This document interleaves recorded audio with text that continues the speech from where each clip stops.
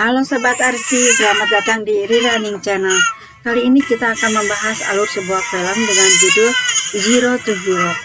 Film diambil dari perjalanan hidup So Wai, atlet Hong Kong pemegang medali emas di pertandingan Paralimpiade pertama. Film disutradarai oleh Chim Man Wan dan dibintangi oleh Sandra Ng, Louis Cheung, Leung Chung Hang, dan bintang terkenal lainnya. Bagi sobat yang menyukai alur film ini, tolong subscribe, like, komen, dan share ya.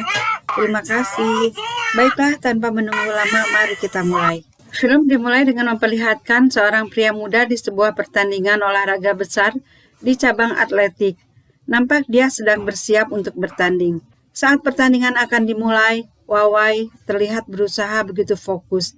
Dia lepas alat pendengarannya, yang ada sekarang hanyalah semangat yang senantiasa dikatakan oleh ibunya. Ketika pertandingan dimulai, maka Shin pun kembali ke masa lalu Wai saat dia masih bayi dibawa ibunya ke rumah sakit. Wai lahir di Guangzhou pada tahun 1981. Dia divonis memiliki penyakit hemolytic jaundice yang disebabkan oleh perbedaan tipe darah dengan ibunya. Antibodi ibu menyebabkan bilirubin bayi naik. Akibatnya, kulit, putih mata, dan membran mukosa bayi berubah menjadi berwarna kuning.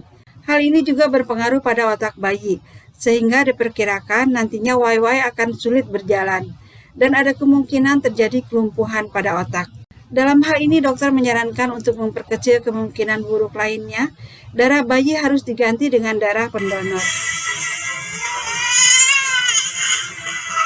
4 tahun kemudian, yaitu tahun 1985, Wai dan keluarga pindah ke Hong Kong. Di sana mereka tinggal di sebuah rumah susun. Pengobatan Wai terus dilakukan. Di rumah sakit, dokter memperkirakan ada gejala atrofi pada Wai. Atrofi otak adalah kondisi rusak atau hilangnya sel otak dan sambungan antar sel otak secara berkelanjutan, yang dapat menyebabkan menciutnya otak dari yang seharusnya. Selain itu, pendengaran Wai juga berkurang. Sekarang diperkirakan 10-20% lagi. Untuk itu, Wai disarankan untuk menggunakan alat bantu dengar. Saat pulang ke rumah, Wai minta dibelikan jajanan. Pemilik warung yang merasa kasihan menggratiskannya. Ibu Wai tersinggung karena menurutnya pemilik toko seperti mengasihani anaknya. Di sini nampak kalau ibu Wai tipe orang yang tidak mau dikasihani. Akhirnya pemilik warung pun memberikan harga jajanan tersebut dengan muka bingung. Melihat teman-temannya bermain, nampak Wai ingin bersama mereka. Menyadari itu, ibunya hanya terdiam sedih. Di sebuah laundry, nampak Nyonya So sedang mencari alat bantu dengar Wai yang hilang. Melihat itu, bosnya marah, tapi dia tidak peduli, karena alat itu penting bagi anaknya. Kecewa gagal mendapatkan alat dengar, Nyonya So dikejutkan dengan menghilangnya Wai dari box, dan baru ditemukan di box lainnya. Hal ini membuatnya tambah stres. Dia tidak mengerti bagaimana bisa Wai berpindah tempat, padahal dia tidak bisa berjalan. Sementara ibunya yang kaget dan marah, Wai hanya tersenyum polos. Nyonya So yang penasaran apakah Wai bisa berjalan, menyimpan anaknya di ban bergerak menuju uap panas. Dia berharap dengan begitu anaknya akan takut dan berjalan. Tapi Wai hanya terdiam. Menyadari tindakannya berbahaya, ibunya pun menghentikan ban dan menangis sejadinya. Melihat ibunya yang begitu sedih, Wai pun mencoba berdiri dan mendekat. Dengan haru, Nyonya So menyambut Wai dan berbisik, "Semua orang tidak memperlakukanmu seperti orang biasa, maka jadilah orang yang luar biasa." Hari ini Wai mulai sekolah. Dia belajar berbicara dan menyebutkan namanya. Di rumah, Nyonya So cerita pada suaminya, juga almarhum ayahnya, tentang perkembangan Wai. Nyonya So dan suaminya yang khawatir dengan masa depan Wai memutuskan untuk menambah momongan lagi agar Wai kelak ada saudara yang menemani. Hari berganti, tahun pun berlalu. Kini Wai tumbuh besar dan memiliki seorang adik laki-laki bernama Kin Wai. Wai nampak sangat sayang padanya. Suatu hari saat Nyonya So selesai mengantar hasil pekerjaannya, dia mengajari Kin Wai membaca papan pengumuman. Tanpa sengaja dia melihat pengumuman dari Asosiasi Olahraga untuk Penyandang Disabilitas. Nampak dia seperti memikirkan sesuatu. Suatu hari, Wai yang lagi menjual kartu keberuntungan kepada tetangganya dipanggil oleh adiknya untuk makan.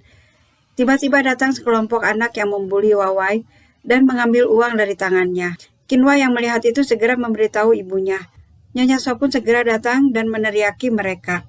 Saat mereka kaget dengan teriakan Nyonya So, Wawai dengan gesit mengambil uang dari tangan mereka dan segera berlari. Melihat kegesitan Wawai berlari, membuat ibunya kaget dan terdiam. Di sebuah kantor nampak Nyonya So mendaftarkan Wawai untuk mengikuti olahraga cabang atletik. Saat diketahui kalau Wawai masih berumur 13 tahun, maka petugas mengatakan pada Nyonya So kalau Wawai baru bisa masuk tahun depan di usia 14 tahun. Nyonya So tidak terima karena menurut dia di pengumuman tidak ada batasan umur. Setelah dia baca lagi brosur tersebut, ternyata ada sobek di bagian syarat dan ketentuan. Menyadari kesalahannya, Nyonya So pun dengan malu-malu tetap berusaha mendaftarkan Wawai dengan alasan secara tahun dia sudah masuk ke usia 14 tahun. Tapi pihak petugas tetap menolak. Di jalan saat mereka pulang, Wawai melihat sekelompok orang sedang latihan lari. Dia nampak begitu tertarik dengan olahraga ini. Selesai pemanasan, latihan lari pun dimulai. Sesaat setelah start, tiba-tiba Wawai berlari di belakang mereka. Melihat itu, Nyonya So hanya terdiam kaget. Begitu pula dengan pelatih. Dia diam sambil memperhatikan Wawai yang dengan cepat memenangkan pertandingan ini. Tidak berapa lama pelatih mendekat Nyonya So dan mengajak Wawai untuk bergabung dengan mereka. Mendengar itu, Nyonya So nampak kaget juga bahagia. Di rumah, Nyonya So menasihati Wawai untuk mendengarkan pelatih Fong. Jangan takut untuk bertanya dan jangan mudah untuk menyerah. Mendengar itu, Wawai pun meminta ibunya untuk tidak khawatir. Dia kan cuma lari dan tidak ada yang sulit dengan itu. Di lapangan, Wawai yang nampak sudah kelelahan dipaksa pelatih untuk terus berlari. Nyonya So yang berusaha menolong ditegur dan tidak diizinkan masuk ke lapangan. Di tempat latihan, Wawai berkenalan dengan seorang gadis yang menawarkan air minum. Di sini dia memberitahu untuk tidak serius menanggapi pelatih Fong. Kalau pelatih menyuruh 10 putaran, bilang saja iya, lalu larilah 2 putaran. Rupanya dia adalah adik dari pelatih Fong. Di sana juga ada pelari yang memiliki kecepatan melebihi kereta api yang sering dipanggil Train Tung. Keesokan harinya seperti biasa Wawai latihan. Di lapangan dia disuruh lari 10 putaran non-stop atau 20 putaran dengan jeda. Sebelum menjawab, dia sempat melirik adik pelatih, dan akhirnya dia menjawab iya. Melihat hal itu, pelatih mengerti kalau adiknya telah mempengaruhi Wawai. Dan rencana Wawai pun gagal. Dia tetap harus lari 10 putaran non-stop. Saat pulang latihan, temannya cerita kalau pelatih sangat berharap Wawai di pertandingan berikutnya bisa menggantikan dia. Di pertandingan terakhir, mereka gagal, dan pelatih cedera. Saat ini usia mereka sudah di atas 30 tahun. Dengan masuknya Wawai, mereka berharap ada regenerasi. Di lapangan, pelatih sangat khawatir dengan keseimbangan Wawai. Dia berencana akan menempatkan dia di barisan terakhir yang melintasi garis finish. Traitung tidak terima posisinya digantikan Wawai, dan dia pun marah. Untuk melatih keseimbangan, maka Wawai dapat pelatihan khusus, baik di lapangan maupun di rumah. Sementara latihan kecepatan larinya tetap berjalan. Tentu saja hal ini membantunya untuk lebih baik lagi. Tapi target masih belum tercapai. Hal ini membuat Wawai sangat tertekan dan tangisnya pun pecah di rumah. Nyonya So yang mengetahui kesedihan anaknya, ikut menemani Wawai latihan dengan laju kereta api sebagai acuannya. Hal itu dilakukan Wawai dan ibunya secara terus-menerus. Kadang Nyonya So kelelahan karena harus ikut berlari. Di rumah juga dia membimbing Wawai melatih keseimbangan tubuhnya. Di sini nampak kegigihan seorang ibu demi mendukung anaknya. Dia tidak hanya menyuruh ini dan itu, tapi juga ikut terlibat di dalamnya. Padahal di sisi lain, dia juga seorang ibu rumah tangga yang bekerja di luar rumah. Di lapangan nampak Wawai sedang berlatih sementara Traitung mengintai di balik pagar kawat, memperhatikan mereka. Wawai yang sudah berusaha lari sekencang mungkin ternyata masih belum mencapai target. Melihat kenyataan ini, dia sangat kecewa dan pergi. Traitung yang fokus melihat ke lapangan dikejutkan oleh Nyonya So yang memintanya untuk geser posisi, karena itu tempat biasa dia menunggu. Setelah tidak diizinkan masuk ke lapangan, kini di sanalah dia biasa duduk sambil menonton anaknya latihan. Wawai yang kelelahan juga kakinya kini terluka. Sementara pelatih Fong dan temannya masih berharap Traitung datang bergabung kembali. Mereka membutuhkan 4 orang untuk bermain. Kalau hanya 3, tidak mungkin mereka bisa ikut bertanding. Rupanya mereka kesulitan untuk membujuk Traitung untuk kembali. Di balik pagar, Nyonya So bercerita kalau anaknya sangat mengidolakan Traitung. Dia anak yang lugu yang masih suka menangis kalau sedih. Dia juga suka menutup kepalanya dengan kantong plastik seperti yang biasa Traitung lakukan. Mendengar itu, Traintung diam sambil berjalan menuju lapangan. Di sana dia menantang Wawai untuk berlari estafet dengannya dan ikut berlari sambil menyemangati. Hasilnya kini Wawai bisa berlari dengan kecepatan di bawah 15 detik dan ekspresi gembira pun nampak pada wajah mereka. Pada tahun 1996, tim Wawai pergi untuk mengikuti pertandingan. Ayah Wawai cerita pada sahabat dan keluarganya untuk menonton mereka di TV, karena menurutnya pasti banyak stasiun TV yang meliput. Pelatih yang mendengar itu mengingatkan kalau ini Paralimpik bukan Olimpik, jadi tidak akan seramai Olimpik. Hadiahnya pun jauh berbeda. Peraih medali emas Olimpik dapat 1 juta Hong Kong dolar, sementara untuk Paralimpik peraih medali emas cukup beberapa puluh ribu dolar saja. Sampai di kawasan stadion, Wawai telepon ibunya. Dia sedih karena keluarga, terutama ibunya, tidak hadir. Dia tidak mau lari lagi kalau keluarganya tidak datang. Mendengar itu, Nyonya So bilang kalau dia selalu mengawasinya. Dia minta Wawai untuk membayangkan kalau dirinya ada di garis finish. Wawai juga rindu adik dan ayahnya. Dia ingin mendengar mereka meski hanya dengkurannya saja. Untuk itu, Nyonya So pun coba menarik kabel telepon sejauh yang dia mampu. Hari pertandingan pun tiba. Di rumah nampak keluarga, saudara, juga para tetangga sibuk mengatur posisi antena untuk menonton pertandingan Paralimpik, khususnya Wawai. Begitu juga dengan tim di lapangan. Mereka sudah siap kecuali Geng yang nampak tegang dan gemetar. Dia khawatir melakukan kesalahan seperti dulu lagi. Pelatih Fong yang melihat itu terus menyemangatinya. Saat pistol berbunyi maka permainan pun dimulai. Geng orang pertama yang lari. Disusul Leng, Traitung, dan terakhir Wawai. Perpindahan stick dari Geng ke Leng hampir gagal. Karena saat mengoper stick, Geng oleng. Rupanya kaki kiri dia nendang kaki kanannya.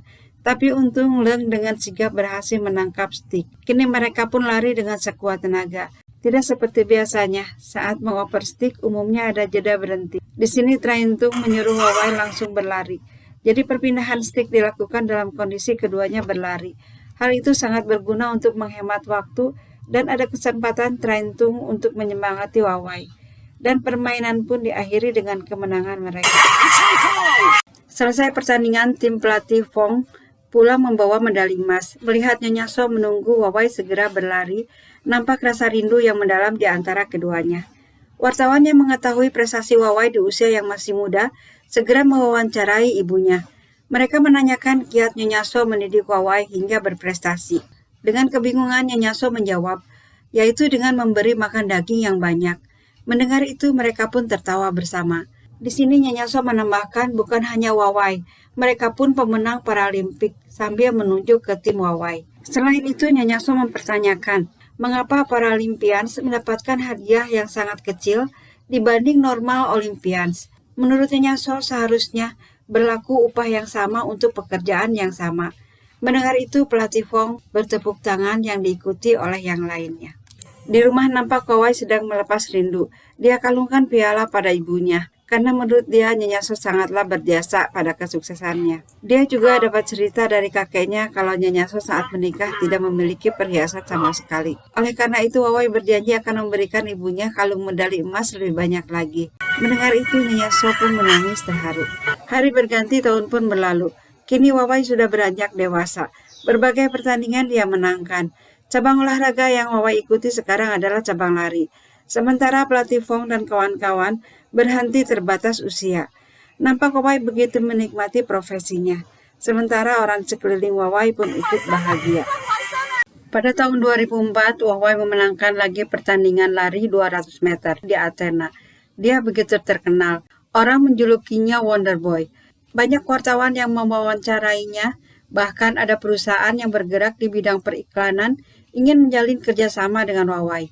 Sementara hubungan Wawai dengan guru Fong dan Jill adiknya semakin dekat. Nampak di sini kalau Wawai mulai menyukai Jill.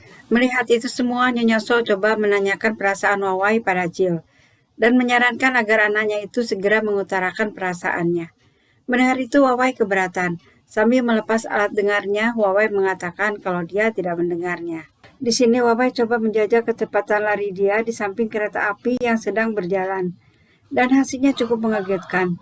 Karena Wawai lebih cepat beberapa detik dari kereta api. Suatu hari di tahun 2006, Nyonya So mendapatkan berita kalau suaminya masuk rumah sakit. Rupanya dia terluka waktu menuruni tangga.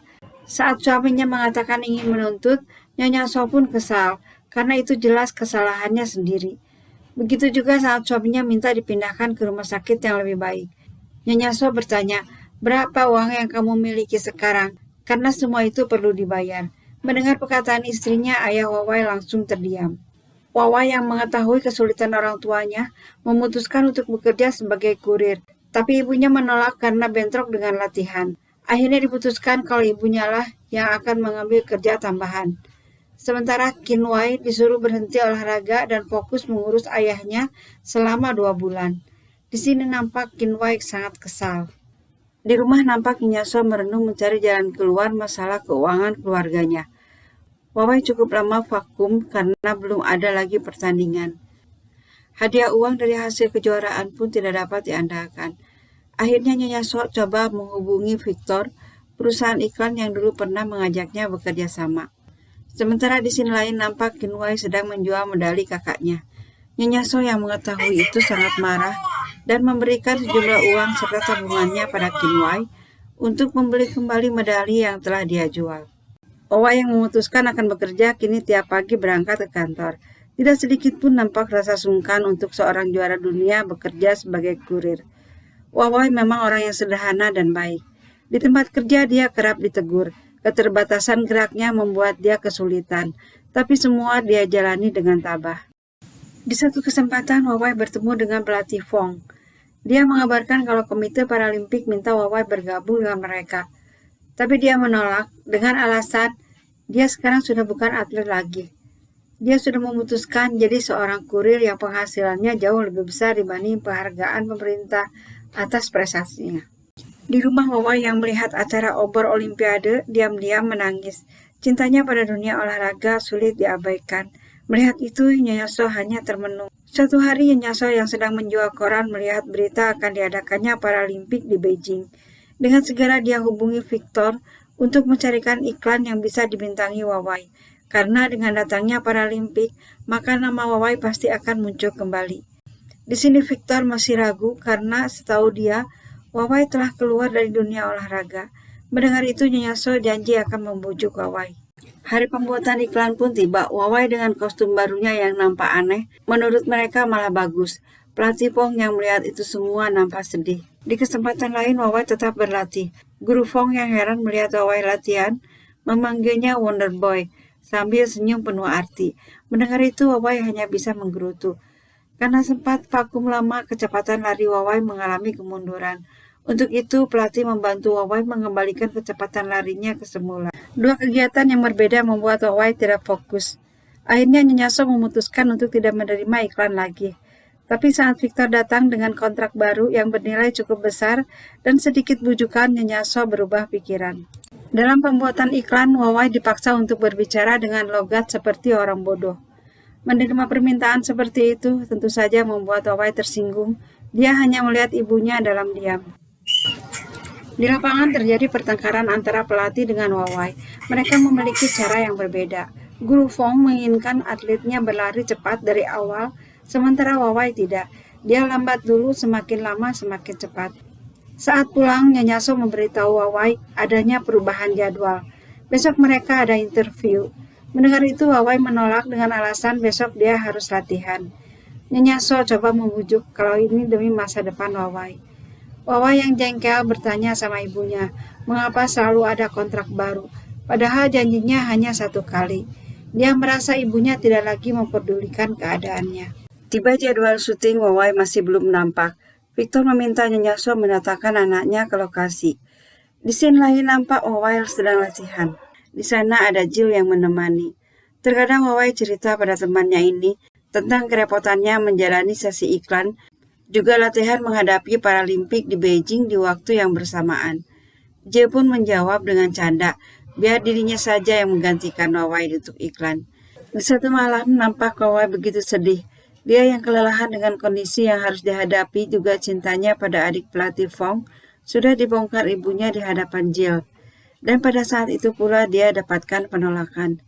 Di sisi lain, Nyonya So meminta guru Fong untuk mendampingi Wawai ke Beijing, karena di pertandingan ini dia tidak ikut serta. Hari pembukaan Paralimpik pun tiba.